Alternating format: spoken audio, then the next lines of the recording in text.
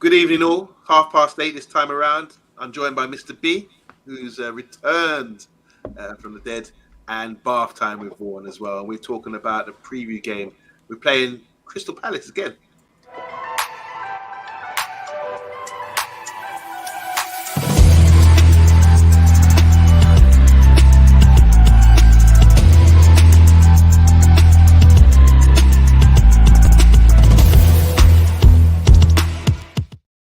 Yes, guys, we're back. It's Friday evening, Mr. B's favourite day. Yesterday wasn't his favourite day, though. He had to take a day off under the weather, weren't you, Mr. B? Yes, it happens. It happens, but I'm back. Ready to assimilate you guys, Borg style. Is that right? Good stuff. You've been watching the episodes, haven't you? That's that what we watching the episode of Star Trek. Next Generation. Star Trek, yeah. Star Wars I watched, but yeah, I thought it was Star Trek. So yeah, they're all the same. All a load of nonsense. Sci-fi, all fiction. Big up to Bath Time and Vaughan. How are you today? You had a good day today? Yeah, apart from stepping on a plug. Very like, what's it doing there? My room's very tidy, but Sarah unplugged a lamp for some reason, and I stood on it, and it hurts a lot. Full weight. Your full weight. Yeah. Full weight, just right in there. But I have actually found today a very fun football game online, which is it's kind of like football Sudoku. It's really fun. Did you just fart? I know you. No. Yeah, I did. Oh, no, it was my missus. My missus was blowing her nose. I didn't fart. All right. All right, big up to Steffi Griffiths in the house as well. Said Friday night is Big T in the house as well. 352, Lindelof, Evans, and Varane. Leslie, Casemiro, Mount, Amrabat, and Garnacho, Hojlund, and Martial up front. Casemiro and Amrabat can help the defence when needed, and the other three midfielders can help up front. He's given us a lot of advice here. You can read them here. United have 9 first-team players out. Yeah, we're going to talk about all that here. As United lack a left-back, Amrabat will play there for 4 consecutive games, resulting in fatigue and possibly a niggle. God, here we go. Anyway, let's get on to Big T. I like Big T saying, so do I. He should, though, give them more rest and time to reflect. I don't know. They're having a discussion here. You guys can read that. This is just going back and forth. Big T, just beat him up in the comments if you don't mind. And big up to Vincent as well. Vincent's here.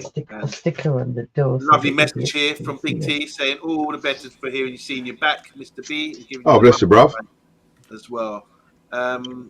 Here's something just quickly about Garnacho. Looks more willing to link up as well. So, been a few observations about Garnacho with his team play. And big up to DM Vlogs as well. DM Vlogs was on Friday night, a couple Friday nights ago, wasn't he? On the show. So everyone's coming in. DM Vlogs saying, Mr. B, 10 o'clock show happening. Yeah, I might be able to sort that out, to be fair. We might have a full one, but yeah, we'll sort that out, DM, don't worry. Okay, here we go. DK Wilson, how you doing? What's up, fellas? Glad you've made it. Glad to have made it. He's glad to have made it. I don't know what time it is in New York right now. My friend's out there right now. He's going on a bus to Atlantic City, I think, to watch, to view the Boxing Hall of Fame.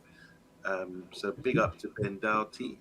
Anyway, let's get on to football matters. And first of all, is everyone all right? Is everyone cool? Everyone's had a good week. Was it sunny by you today, Bath Time? Because down in London, it was a really beautiful day today. It started off quite sunny, but it got a bit murky towards the end of the day. But I'm quite pleased that we finally get Tyson versus Usyk.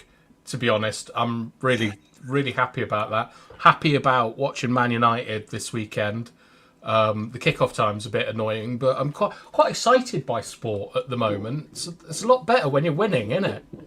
Singing when you're winning, as they say. Yeah, big news. Usyk against Tyson Fury. No date yet, but they say it's between October and March. No. Saudi season or something like that, according to Frank Warren. I thought they said 23rd of December or first week of January are the dates that I saw. Oh, right. Maybe that's developments then, yeah, because they said there's a season they have in Saudi. It's between March and maybe December or something, or maybe November, October to March. So they said definitely between those dates, that's when it's to be scheduled for. It's good to see. You want to see one champion, don't you? One main man. Undisputed, brilliant. Exactly, yeah. Mr. B, no interest in that? I do, but we'll wait and see. Let's just see first. Tyson's his own man. He'll sign the contract and then do something crazy, so he's not going to fight. So I'll just wait. Once the promotion starts and it's definitely on, then I'll get excited about it. Okay. But it's okay. He apologises here for the big avalanche of messages. I do apologise. Texas, not New York. 2:34 p.m. in Texas, so they're well behind. Big up, and Anthony is back. Big up to Geordie as well. He said, obviously, there's a World Cup going on right now. There's a Rugby World Cup, but Bart's talking about Cricket World Cup. And I don't watch rugby. I'm not interested in that, to be honest. I used to watch it, but I don't even. I'm not keeping up to date. The Ryder Cup's on as well this week as well, and we saw Gareth Bell playing this. Did anyone see that? Gareth Bell. Yeah. He won a trophy. Him and Djokovic were playing really well. Sportsmen playing different sports. Interesting that. They say he's good enough to get pro. He's that good, Gareth Bell. He's had a lot of practice, hasn't he? on while getting paid for being a footballer. All right. Anyway, here's the manager's press conference, guys. I don't know if any of you guys see it today. Mm-mm. I'm afraid I haven't. Okay, I'll keep giving a run through. So Anthony's return. This is obviously talking about Anthony. He said they probed him about it, and he said refer to the statement. So there must be a statement released by the club, and here it is. It says the statement goes. As Anthony's employer, MUFC, have decided that he will resume training at Carrington and be available for selection while police inquiries proceed. That's from Manchester United Football Club. So he's going to resume training at Carrington while the police inquiries proceed. And that this will be kept under review pending further developments in the case. And then Ten Hag went on to say he will be back tomorrow training. And he will be back tomorrow, as in tomorrow the game. So he's likely to be on the bench or starting for Man United. Let's just touch on that one first. Anthony's back. Statement from the club. Refer to the statement. Ten Hag was told. Told us to refer to the statement. Back. He's going to be playing. How do you guys feel about that? Happy?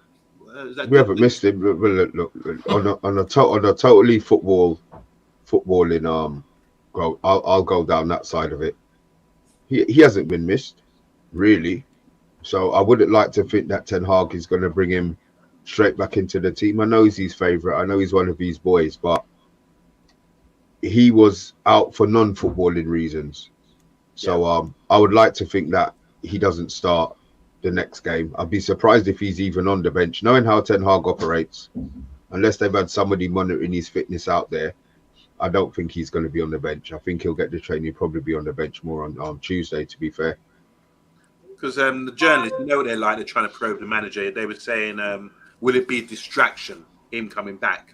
And the manager said, no, it's going to be no distraction, which is focused on the game. But what kind of distraction do you think they're trying to say here, guys, the media?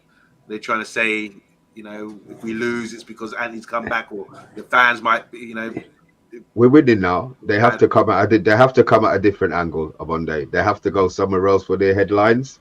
So we're winning. They can't use that as our beating stick no more. So they're going to go somewhere else. They can dig all they want. Ten Hag just keeps flat batting them. What's the word? Flat bat, square bat. Yeah. Don't know. He keeps batting them, batting those odds. Yeah, that's the one. Straight batting them away. So I don't. They're going to ask their questions. He's going to answer how he wants to answer. What information he wants to get out there, he gets out there, and what information he doesn't.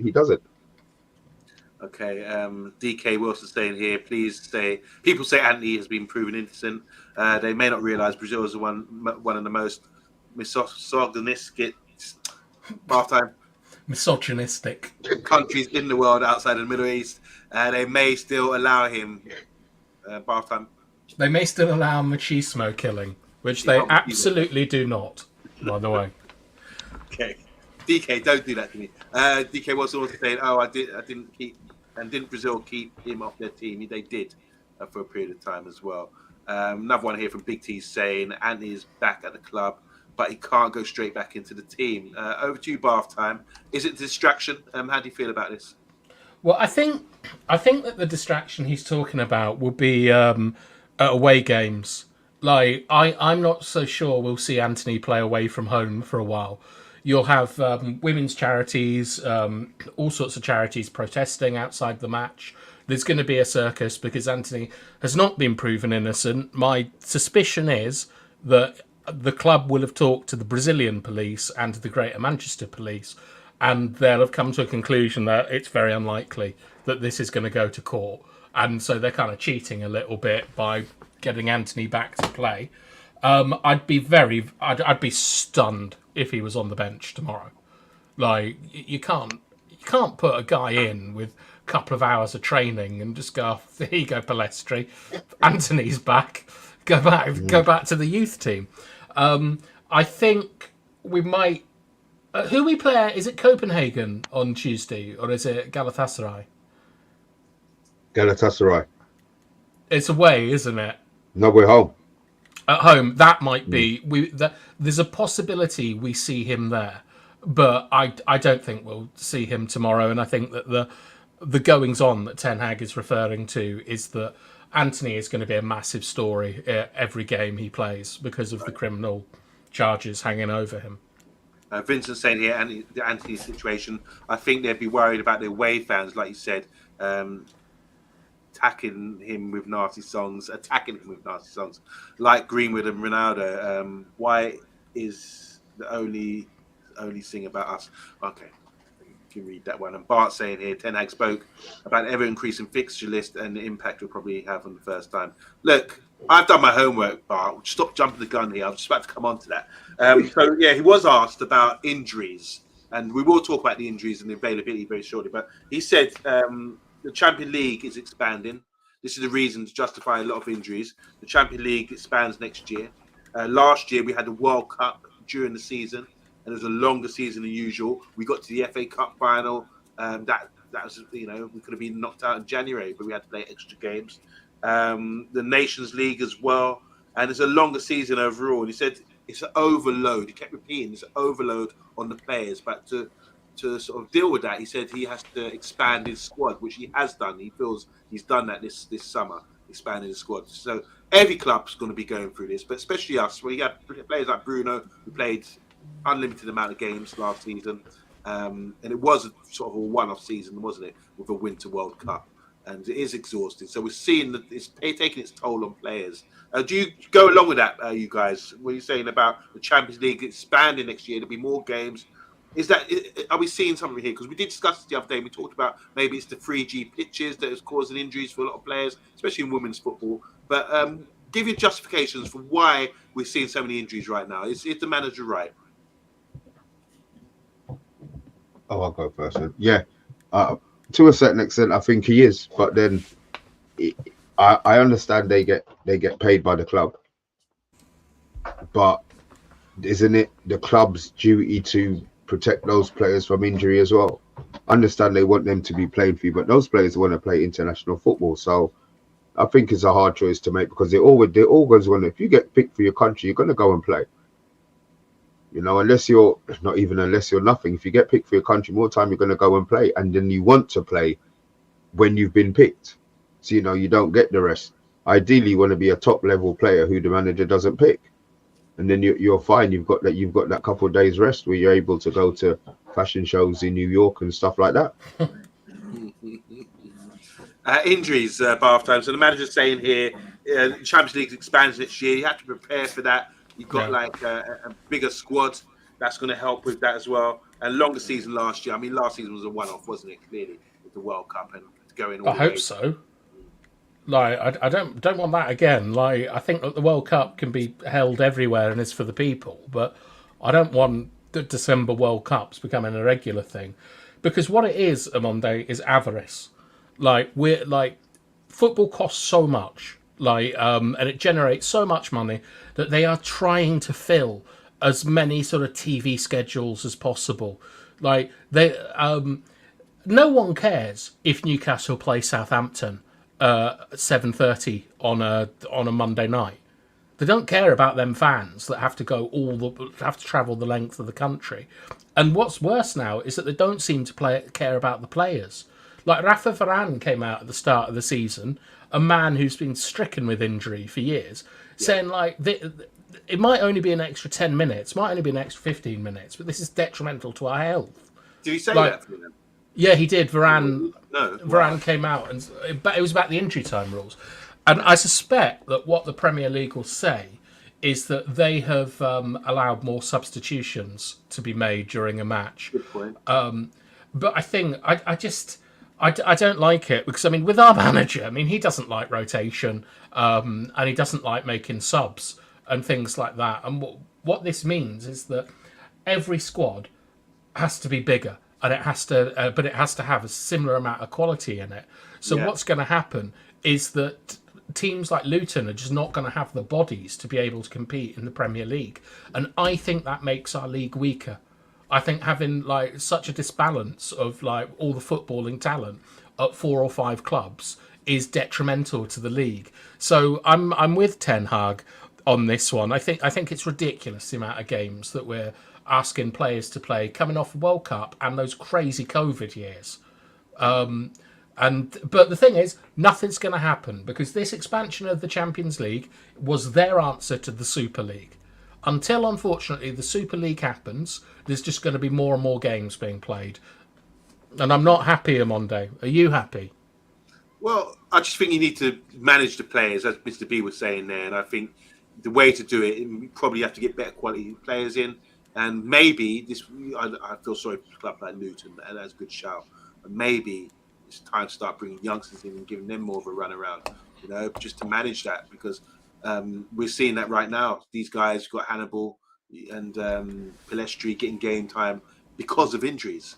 I wasn't before I've watched the press conference. I wasn't sure why we're getting so many injuries, but when he reminded me about the World Cup last year, it was a long season. But I do think when you're playing week in, week out, a training session can be just as hard as a match. Well, for me anyway. I think some of their training they do, it can be just as hard as a match. You're training day in, day out. How many injuries happen in match time and how many injuries happen on the training field? What's the difference? I don't know if there's any stats or data to show that. But you're training, you're stretching, you're doing everything you can to avoid injury, but then you're training as hard as you can. So you want to get into the team. You want to have a high level of training, unlike Sancho, that sort of thing. Maybe Sancho doesn't train hard or doesn't bother with training because he thinks, I'm going to get injured. Who knows? But do you see what I'm saying? How much of your injuries come from training and how much injuries come from match play? And you want, and then at the same time, the contradiction is you want players to be training as hard as possible. That's my point. That's my little point to put out there about it all. I just think professional players have to take responsibility not to get injured, and the medical staff and the manager and the coaches also have to keep in mind that now we've got so much games week after week after week. 2-3 games a week, especially if you're playing at the top level. You need to manage that as well. So that's why people are paid so much money to sort of medical staff and coaches and management to manage those situations.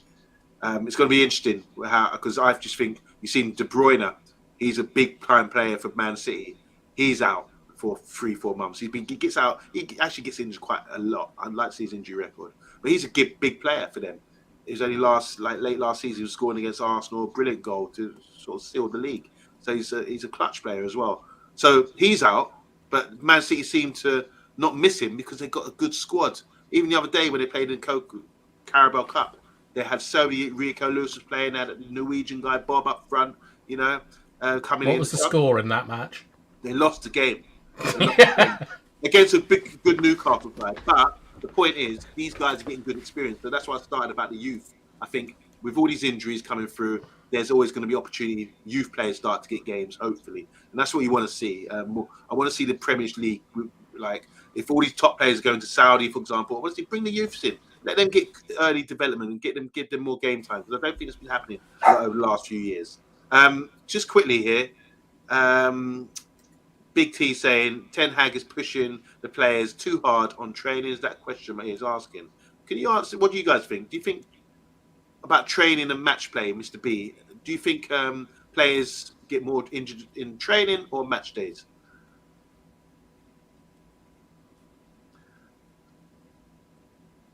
Sorry, I think it's probably more training that they're going to get injured in than match days. I think that the preparation for match days is always done to that nth degree, where they're always looking at red lines and blah blah blah. Training to a certain extent, you cannot say you can wing your way through, but game day you want to be fit to play. So I think there's an issue. I think what I want to ask you on Monday, sorry, is if how much more players do you think we can cope with losing? There's a lot of muscle injuries, isn't there? I just heard. Well, we're going to go into the other injuries as well. I think key players. I mentioned De Bruyne. That's been managed by Man City. I don't think we can afford to lose Bruno, for example. And if Rashford goes, who seems to be our main source of goals, or Hojlund, those sort of guys, that'd be really sort of damaging. So we can't afford to lose more than we've got at the moment. Our fullback positions are really it's really struggling. Defense, full stop. Yeah, it's definitely left back. Look at the left back position. We've got Malacia, Luke Shaw, and they're both out. Now we've got Reguilon, he's out. You know what I'm saying? So that's 3 left-footed left backs who are out of the game. Now we're playing Amrabat in there. So we can't afford to lose in those positions, especially vulnerable positions like left back at the moment. But for me, Bruno Fernandes getting injured would sort of be crucial for us. I wouldn't want to see that. Good to go in here. He's talking about overload of players. We're talking about the press conference still. I was asked about Amrabat, and he said Amrabat's big skill set is stamina and being dynamic. He didn't mention anything about keeping the ball or his ticking things over. He just said stamina and dynamic as a player. I always thought his main attributes would be control of the game, distribution, maybe tackling intensity. But it's stamina and being dynamic as a footballer. Do you see that in him, guys? We haven't had much time to see him, but that's what the manager said. I'll wait. Okay. I'll wait. Still time. Luke Chapman's announced, said, my sister and brother-in-law for my birthday, 2 tickets to see Northampton play on November 11th versus Burton Albion at 3 p.m. Go on Saturday. So big up to Luke. He's going to not top flight game, but Northampton, wherever they play, I'm not sure. All right, talked about Sancho. He was asked about Sancho in the chat in press conference, and he just basically said, "I've said everything. Nothing more to say on that." Which is like straight back, as you say, Mr. B. Final one: Scott and Ericsson to return after missing Tuesday. That was just for sickness, a bit like you, Mr. B. But they're back, and Martinez could be out for 2 months with his foot injury. And then Reguilon got a muscle injury as well. So that's where we're at. Sorry, I've got sort of throat, but that's where we're at with the availability. So using that, we know for sure that Martinez is out. Scott and Ericsson are back. Anthony's back. Reguilon is out. Sancho definitely out. And Amrabat is definitely probably going to play left back. That helps with our sort of solo 11. So are we struggling? Is this like... with those players out as a key against Crystal Palace, who Roy Hodgson, by the way, his visits to Old Trafford in the league, he's drawn 1 and won the last 2. Are we vulnerable at the moment? Half time. I don't know, because the other thing that I think might have been mentioned in the press conference, saw it on Twitter, is that is that Ten Hag has been saying that he doesn't think that it's his prerogative to be able to say that what's wrong with a player. And he gave the example of he said that they told everyone McTominay had been ill, but McTominay had a twisted ankle or something. And the reason that they gave that information was because he felt that Arsenal players would target his ankle in the next game. Okay. Which I think's I don't know, it's quite sensible, to be honest. So with Ericsson and McTominay have been listed as being ill. Maybe they're not ill. Maybe it was something else, and this is just Ten Hag's catch-all for when someone is unavailable. The one thing I'd be worried about is that we're asking players to play through injuries, and it's costing us at the moment. Like Martinez out for 3 months, possibly. Wan-Bissaka came on for like 3 minutes or something against Brighton, like out for another two or 3 months. I think we've got to be really careful with how we handle stuff. Like, I'm sure everyone really wants like Hannibal to play this weekend, for example. That would be, is that three games in a week for Hannibal if he starts tomorrow? Something like that, Yeah. Sunday, Wednesday, Saturday. I think we've got to be really, really careful about these things because there's an epidemic of like injuries in the Premier League. It's not just us; everyone else is picking up loads and loads of injuries. But the ones we're getting seem so preventable. Martinez quite clearly hasn't been like anywhere near the top level for this season. Like, and we can put that down to a foot injury. Wan-Bissaka shouldn't have been risked.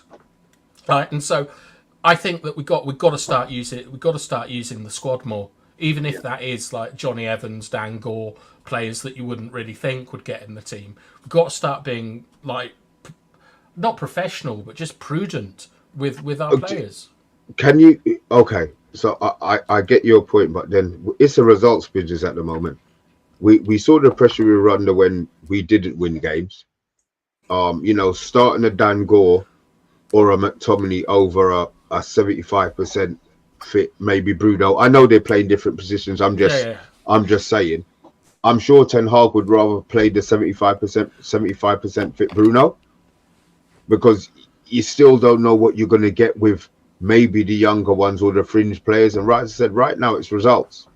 We've had our 4 games where five games where we were getting pelters from it. I mean, we won 2 of those, Wolves and Nottingham Forest, and we still got battered.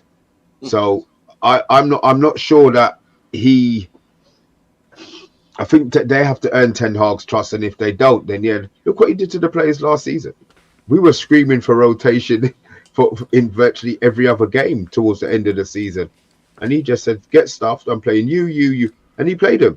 He just kept on playing them.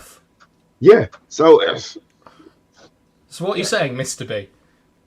At least we're going to have players fresh. If we've got 9 injuries now, when they come back towards the end of the season, they're all going to be fresh.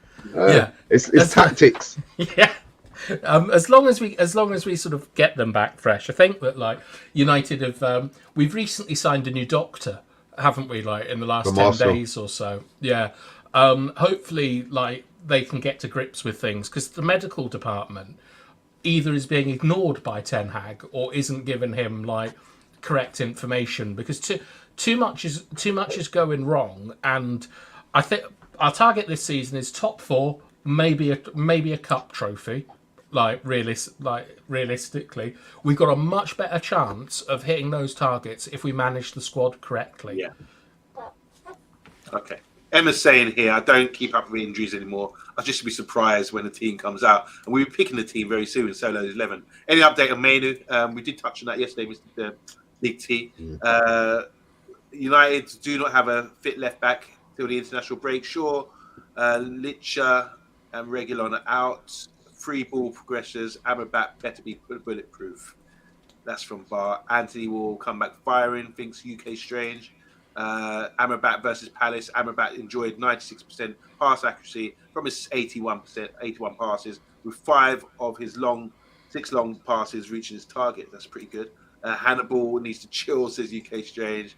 And last I heard is that he's doing individual training on grass. Like Mr. B. Yeah. We won't go there. All right. Lastly, he said about Hannibal, Flestry and Gore, says depends on their contribution to win the team. Asked about, as we were just discussing, about young players coming through, because we said they've been having to play a lot lately. And he just said it depends on their contribution in training and to the winning team. And they've done pretty well, I imagine, since they come back in. And he's asked about possession as well, because everyone's talking about his Burnley game. I don't know if you heard of this, but that Burnley had restricted us to 34% possession, apparently. And he said, this is what the manager said. The manager said, it's not always needed to control the game, possession. He said, but I prefer to have it, especially like we did against Palace. What was the reason why we had so much possession against Palace and not against Burnley? It's to do with the blocks that were being used. Crystal Palace played the most flaccid 4-4-2 mid-block I think I've ever seen in the Premier League. So what that means is that to keep the lines tight, they won't engage until you cross the halfway line. Okay. Like Burnley played a high block pressing style, were going for us. They were hitting us in wide areas with sustained pressure, and we didn't have an out ball. The structure wasn't good enough, and I'd be very surprised if Palace don't come with a much better and more aggressive out of possession structure. But I really like what Ten Hag said, is that you don't need the ball to control a football match. It's completely correct about that. If you're set up correctly, think like Atletico Madrid or something like that, you can pose huge dangers without the ball by just having a good resting attack and being nice and compact and working hard, which is not Man United, but I'm pleased that Ten Hag knows about that. Emma's just added here, as a wise man once said, he can take the ball home, I'll take the 3 points. There you go. Is that Jose? I think it was, yeah. It's sort of thing he would say. King Dina said, I can't see Palace being that soft this weekend. We're going to come on to that. So with everything we know from the press conference, from team availability, get that drum roll going, because our famous Zolo, the guy who set up this channel, who keeps contribution with every week with a team lineup, he's dropped this one now. With everything we've spoken about, he's been watching from the sidelines, and he's delivered this fantastic winning team against Palace. I'll start up front. I'll give this to you, Mr. B, because you play. Well, I've seen you play left wing. Rashford, Hojlund, and Mason Mount. Guys. Mason Mount. All right, this is from Solo. What do you think about this? Break it down. Hojlund starts. He's first choice. Rashford comes into it whether people like it or not. He's Ten Hag's preferred left-sided player. Mason Mount, I think, had a half decent pressing game on whenever we played. What day is it today? Tuesday, Wednesday? Tuesday we played, didn't it? Yeah, but only whenever we played Crystal Palace. And I think he's going to get the game time. This is a proper game, a game that's got a lot more meaning than the Coca-Cola Cup game. So I think Mason Mount's going to hold that right-hand side and play to instruction rather than play to his own specific style. So I think that front three is going to be the front three that plays. Do you want to add to that, Barth? I know you're a midfielder and you can do Mason Mount, who is a midfielder. He's playing on the right, according to Solo. Yeah, I don't know about Mason Mount. His best form of Chelsea came in that position, but Ten Hag has clearly bought him as a high pressing number 8. So I don't know if he puts Mount there.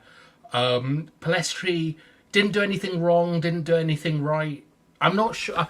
I'm really confused about what team is going to be put out again, but I'm very pleased that on our lineup, Hannibal's already on a yellow. All right, so question here. What's Garnacho done wrong to not start, and what has Rashford done to warrant starting? Guys, that's from Big T. 400k a week contract. That's literally like we've given Rashford huge money. We've invested like 20, probably about 50 or 60 million in him. He's going to start every game that he's available for and in good condition. Like Garnacho's got to do a hell of a lot to get ahead of Rashford, and he might even think about moving Garnacho to the right. Okay, so Vincent's saying here, I think Solo's made a big mistake by putting a white kit on one of the players, laughing out loud. Not just the white kit, he's been highlighted for a bit. Is that really right? Is that because he's on yellow cards? No. That's just a wind up. It's a wind up. But moving forward, I think that'll be a great idea. You know, thinking about it now. Yeah, somebody's carded. We put a card on it. Vincent, I like to come and work your magic for me, my dog. All right, let's go to midfield. Look at Rashford standing up, waiting for the ball. Yeah, midfield. Hannibal, Casemiro and Bruno in midfield. Your thoughts on that? Let's go to the midfield maestro. Is that me? Of course, it's you. Yeah. Hey, bloody me. He's got Solo's got Bruno and Hannibal in the wrong positions, but I don't think Hannibal's going to start 3 games in a week. I think it's too much. I think he might go with Eriksen. Like he loves Eriksen. It would be nice to see Eriksen in this formation where Amrabat will be covering him a little bit more in central areas. Yeah, I think he starts. I think he starts Eriksen and Hannibal's on the bench because you can't ask Hannibal to play 3 games in a week. Strictly because of that reason, about 3 games a week. That's the only reason he's saying that. No, I think he loves Eriksen. I think that Eriksen brings something to the team that no one else has, which is right. like, But then Hannibal brings running and the energy levels that the team hasn't had, which frees up Casemiro to just play his own specific role. I mean, they had some stats. Did you see the stats that they had on Hannibal, where they said he ran 12.59 kilometers? He said that's the most that any player's run for Man United in 5 years. Oh wow! Is in number one. His pressing stats were number 1 in the Prem for the whole of this season. His running stats were number 1 in the Prem for the whole of this season. His pressing something. I had a whole list of the stuff, and he was number 1 by a mile. That's why I think he's going to play. Oh wow! Yeah, wow. So that's another example of like a player maybe playing too much. If Hannibal is putting out record-breaking numbers, like you don't expect him to do that 3 times in a week. And I've seen those stats, and the pressures that Hannibal made, there was no indication of if they were successful or not. Okay. I think Hannibal might be running actually a little bit too much, because that puts pressure on your chiral, your mirror image 8. He's got to match where you are on the pitch in order to keep a line. And if someone is running so much, like it's gonna wear everyone else down. And I think that with Amrabat inverting, I think that Eriksen will sit a little bit deeper than he normally does, and Amrabat will cover him and Casemiro, and we'll actually be a bit more. We'll have a bit more strength on transitions doing that, because we've got to get the team up the pitch as one unit. And with Hannibal, the problem with all that running is that we're not going as one unit. We're fractured on the right-hand side of the pitch when he like runs that much. What's that word you use? Cairo to say mirror image? Chiral, yeah. I mean, it's chiral. Chiral. Okay. I've never heard that before, but it's good terminology. I like that. Just go quickly, because they've got a few comments here. 3-0 whitewash, says double A. Double D, I'm thinking about my missus. Bart saying here, I can agree with Maguire's inclusion, as Palace usually sit back and they do not require regularly press Maguire. His physicality shall help him against, what's his name up front? That's not how you spell it, that's not how you pronounce it. Edward, maybe? Eduardo. Matete, whoever it is. Anyway. He's their big problem. Bart saying here, I hope Rashford passes the ball to Hojlund. I feel Rashford would be a much better superstar than Garnacho, as he would get Garnacho tiring the defence out to let Rashi run in behind and take a man on. It works both ways with those two. Emma's saying here, to be fair, I did like Ten Hag taking Garnacho out the limelight for a few games after the media fans was after him after his first couple of games, because he did start the first couple of games, didn't he? Not playing Pelestri Hannibal could damage their morale, says Bart. If you want to jump in, guys, I mean, because there's a lot being said here. What about Martial? No, he doesn't start. No, Martial. Why not? Winning team. No. You know what? Martial's role now is on the bench. Martial's role, that is his role, and I think that's the role that he needs to be happy with. If he gets his start, you do what's best for the team and you do your job. But I don't think we can trust Martial to be starting. But we can't necessarily trust Hojlund to be starting with his like well-documented injury things. One of Martial and Hojlund is going to have to play against Galatasaray. Like you can't have Hojlund can't play 2 games in a week. Like it's been quite well established, I think. Or at least he shouldn't. Could that be all bullshit? Well, it could be, but it's unlikely. I think it's unlikely. It doesn't it doesn't really serve a sort of strategic advantage Okay, beyond so here's a game. so You said it's been well and truly established. I don't know if it has been, because we heard about this sort of dot that he's got in his back and it's going to cause problems, which prevented him from starting the season. And then we also mentioned on the show today that maybe Ten Hag plays a little mind games by saying, "Oh yeah, he's got the flu. We're really got an ankle injury, so someone doesn't target it." So I don't know. It's hard to. We've had good reports on Monday that there is an issue in his back that could lead to a stress fracture. It's very common with younger players that have had that level of football. Like, you think about like Michael Owen and I don't know. Here's an odd one, Danny Cadamartri. Players that like burnt brightly at the start, but injuries caught up with them. So you have to manage these things. And I think that with Hojlund, he is still coming back from injury. Like he's not fully fit yet. We have to be careful with him. And I think, would you prefer to have Hojlund against Galatasaray or against Palace? I want to win this. The 3 points is important. I think the 3 points is important. For the next game, to worry about the next game first and play the strongest team. But yeah, you do. Look, we have to manage. This is what the manager's paid for. We have to manage. We're bottom of the group in Champions League, so we do need to beat Galatasaray at home. That's so important. But Martial was also in the performance we put in was the best performance we've put in for years. I think like everyone kind of agrees about that against Palace. Martial was a striker for it. He scored, like he contributed. Does he deserve to be dropped? You're making a good case, Mr. B.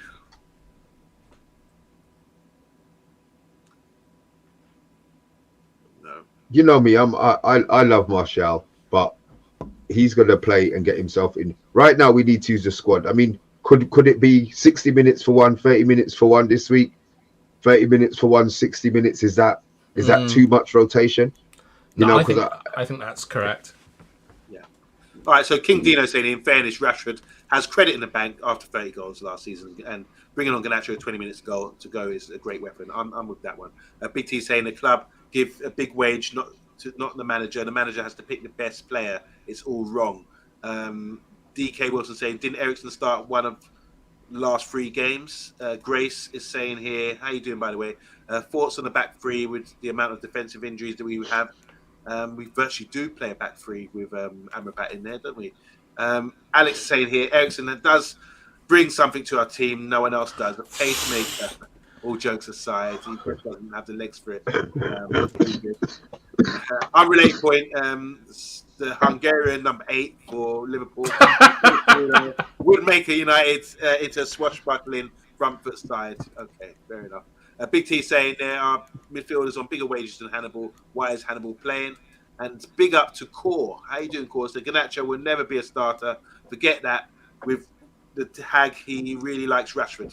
So Hannibal's not going to get in ahead of Rashford at the moment. Can't Erik ten Hag try Garnacho's right wing? He did once recently. He's not a right wing. He can't play right wing. Let's not get it twisted. I just think, remember Kanchelskis? He used to get the ball, push, and go down the right wing and cross it. I think Garnacho's got the same kind of like dribbling abilities and drive to do that as well. Why doesn't it happen? All this invert stuff. I mean, I think he's capable. Whether he can do it or not, I don't know. Hannibal was impressive the other night, says King Dino. I completely disagree with half time. His running allowed a bit more freedom for Casemiro, as Mr. B mentioned earlier, and also make Amrabat could roam. And I'm going with 4-0. Okay, we come to the score lines in a bit. Emma's saying here, I'd start with Martial. Thought he looked good against Palace, and that was a contribution that he was contributing to the team. So she gives you bath time. All right, let's go to the defence and goalkeeper. Yeah, it looks like Amrabat at left back or centre back or centre midfield, wherever he decides to roam. We've got Dalot, who we need to sort of dress up in bubble wrap and keep him nice and fresh. Varane's back, and he's put Maguire in with the goalkeeper, Onana. Discuss. You just said about wrapping Dalot. I think we need to wrap all of those defenders up on Monday because Varane, we already know if Varane farts the wrong side, his hamstring's gone. Maguire doesn't get injured. He's just crap. Obviously, Amrabat has just come in. He's now filling in a role. Imagine we've got this guy. He's had his debut for the club, and he's probably going to end up playing out of position until maybe Luke Shaw, because it's definitely got Luke Shaw or Malacia come back. So and then Dallo obviously is one. I think I think this is probably the strongest defense that we could put out, and obviously Lindelof will be cover for either. I assume it's going to be Varane or Maguire. I mean, we've got Evans as well. I forgot about Evans. I don't see Evans starting this game. But you never know. Bath time, defence. I don't know. Mr. B is saying he doesn't see Evans starting the game. Like, Evans should have had a goal and an assist recently. He looks good, Johnny Evans. But my main concern with that back four is the relationship in this between Amrabat and Maguire, because we all talk about how you should have a relationship with your other centre half. You want to be holding hands, you don't want to get split apart, all these sort of things. It's equally as important, the relationship between the fullback and their centre-back, because that space in between is what every team is looking to attack. Where is Crystal Palace's danger? It's in wide areas, isn't it? Are you winning 1v1 battles? Elise, Ezra attacking the channel? Elise is not fit, I don't believe. I think he's out still. Their squad, to be, I'll be honest. I don't think their squad is going to have a lot of those players who played in the last game. Yeah, are going to be playing in this one for Crystal Palace. They're struggling. They've got a lot of injuries. I don't think this is a Crystal Palace team that we should be fearing. But mate, they got some annoying players though, like Jeffrey Schroop, and honestly, Jordan Ayew worries me because he's in the game that we saw on Tuesday or whatever it was. He wasn't tracking back as what I assume was a tactical instruction, and Palestri was running havoc down that side. But when he began to get back into the block, I felt we dried up on the right-hand side. We stopped seeing those big switches from Mount and Casemiro. The space wasn't there to attack anymore. I think that we're going to see a much more physical and aggressive Palace side, and I'm fairly sure that their big target will be whoever the centre back is on the left-hand side with Amrabat, because if Amrabat is roaming and he's moving, he's in different phases of play. He's going to different places. There's always going to be space to attack on the right-hand side. And Maguire is our worst defender in wide areas of all the ones that are available. Do you not think, right, OMONDI, on the left-hand side, near the touchline, that is the place I'd least like to find Harry Maguire. You don't want to see him drift out there, yeah, I agree. Varane's good at that, but yeah, I just don't like this Maguire negativity on the show, please. Joking. No, this isn't. I'm not being negative about Maguire, but it's whoever plays there, Lindelof, Evans, or Maguire, they're not good enough to cover that space that Amrabat is going to leave, and it worries me. That's valid, very valid. Alex is saying here, Crystal Palace danger is the ball from the back over the top, like in the 70s and 80s. That's going to trouble our back line. Eze is a deadly dribbler too, most completed in the league for dribbles. Also goes on to say here, 25 complete dribbles by Eze, and the next closest is 16. Wow. He's not a winger, really, is he? Emma's saying here, what we saw in the last 20 minutes of the last game is probably what they're going to do to the start with Eze on the pitch. And you had Will Hughes as well.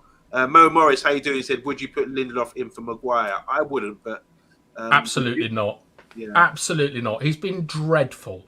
Him and Martinez have been absolutely dreadful this season.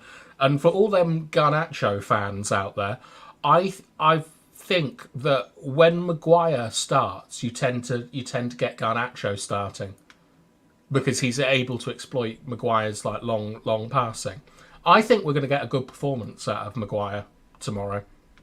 Good. He played well. I thought he played well on Tuesday. Expectations and predictions, guys. So, guys, give us your scoreline prediction in the comments if you don't mind. We're playing Crystal Palace again. Is it going to repeat or is it going to be revenge?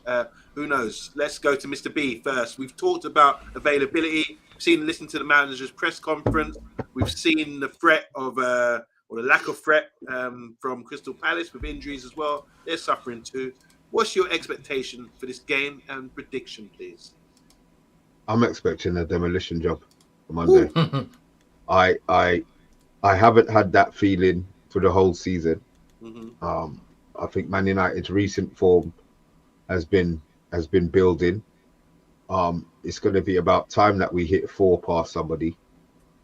So I'm going to go for either 4-0 or 4. I'll go 4-1 just because I don't expect us to keep a clean sheet. But I really on Monday I think the players internal situations have been sorted out at the club. There's no more. I'm not saying there's no more leaks and there's no more issues, but the really big problems have been sorted out. It's taken time. It probably didn't get sorted out as quick as we would have liked, but issues have now been sorted out, and I think now they're just concentrating on playing. They don't have the excuse of this person is causing this headache. This now is they're just concentrating on the football. So I'm expecting a top draw performance tomorrow, regardless of who Palace put out. And I'm expecting a big win. I'll go 4-1.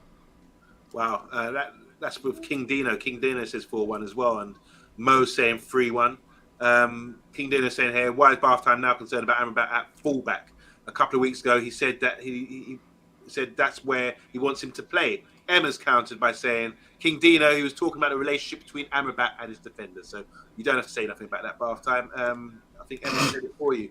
Emma saying here, honestly, I would love to see Garnacho against Klein again, the way he was wobbling him. Small scorelines. We've got 4-0 here from Alex as well. Hojlund brace, Casemiro header, Dallo and Skull from Skull's range.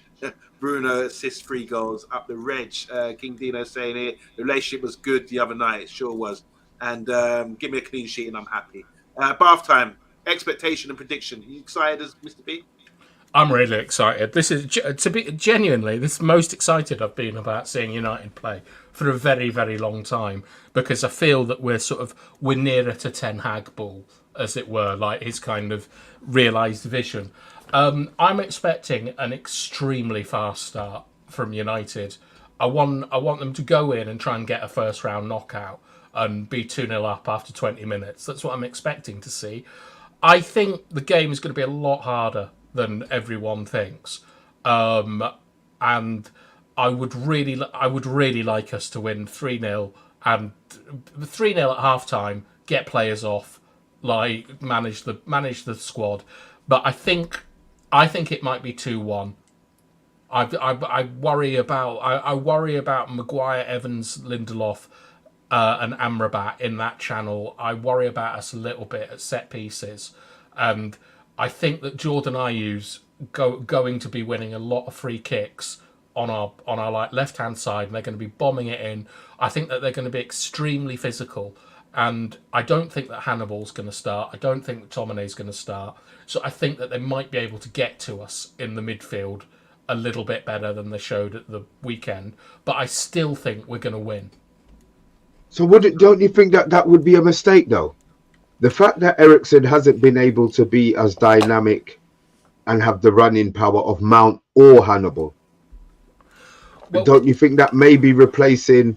I'm not saying Eriksen.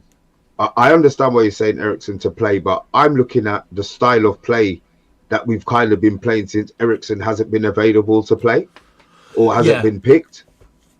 So Eriksen isn't. Eriksen doesn't lack running. He lacks speed and mobility. Like Eriksen's running stats are incredibly high. I think after Bruno, he's the one that runs the most in what we would call our first 11. I think that one of the issues that has been with Eriksen is he's not good at defending certain areas. Like we've seen, Foden goals. Someone else scored one the other day from an Onana mistake where Eriksen should have been much tighter to him.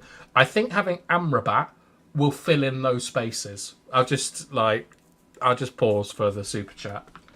So we had a show earlier in the week about Rashford and Bruno. And there was a lot of critics about their play and whether they should get back in the side following our 3-0 win against Palace in the League Cup.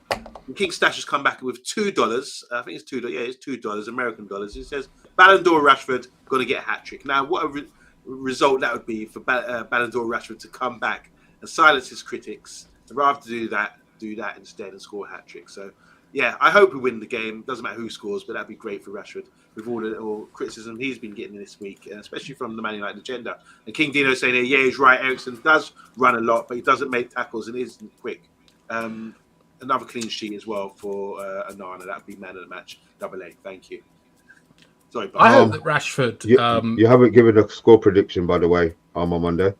Oh, sorry, yeah. I'm going to look. I agree. I think it's going to be tough. I think what I saw from them the other night is they're really physical, and we need to play good football just to play around them. That's the way we've got to do it. And just obviously, you've got to earn the right to win by being physical as well and battling with them. I think they're going to set up to sort of try to get to half time without conceding.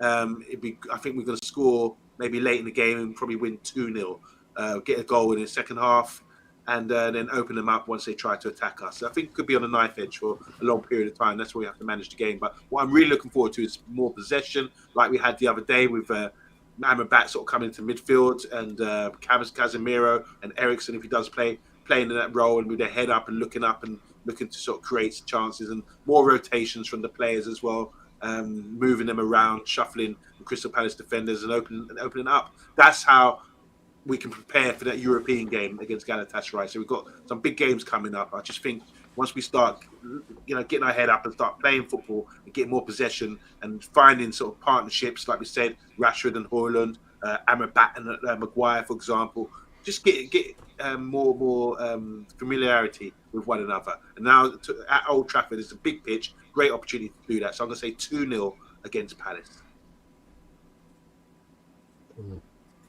No one's talking about Mason Mount, but Double A just said Mount to score and Hojlund and Rashford. Yeah, that'd be great if all three of them score, because we haven't really seen them perform yet this season.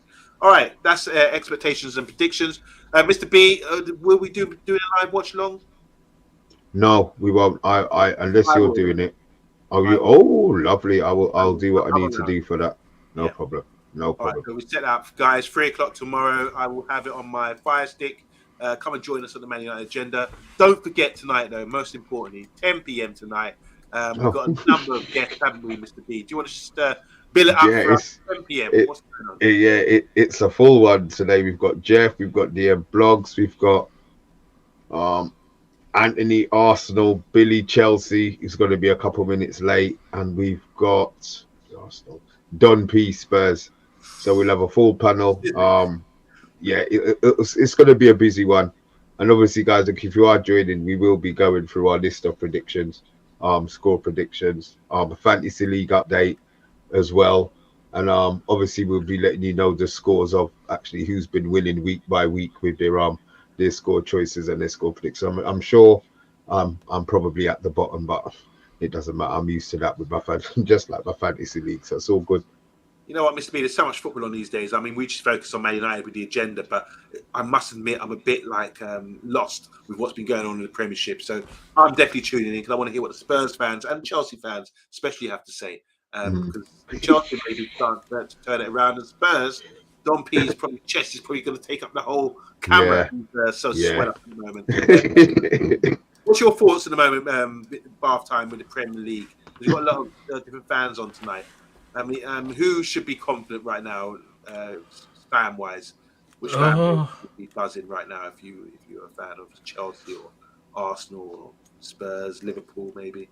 Yeah, I think it's Liverpool and City. Unfortunately, are the ones that should be probably most pleased with themselves. I'd be worried if I was Arsenal or Chelsea. They're not performing to expectations. Arteta, I think he's been sort of mixing and match, is that correct? Yeah. Mixing and match. Yeah, sorry, I've completely forgotten how to speak English. I think that he's been mixing and matching a bit too much. Probably doesn't know his strongest team. And they should all be a bit worried that United are coming back. Now we've got, now Maguire's back in the team. We're going to be unstoppable. Guys, Damien said he needs a Fire Stick. I can help you out with that. Thanks, guys. Great show as usual. We appreciate you, DK Wilson, all the way from the States. Saying thanks, guys. Hate Liverpool, says Damien Walsh. And Tottenham should be pretty happy too. That's true. They're looking good. City still not in United's level yet. It says Damien Walsh, Drayton Manor rules. Anyway, we're signing out. Don't forget, tune in 10 p.m. tonight. Bath time, thank you so much again. And Mr. B, thank you. We will be tuning in. And don't forget, tomorrow, 3 o'clock, we've got the game live watch along on the Man United agenda and a post-match show as well. We're very busy out here, and Mr. B is doing overtime. So let him get on with it. See you later, guys.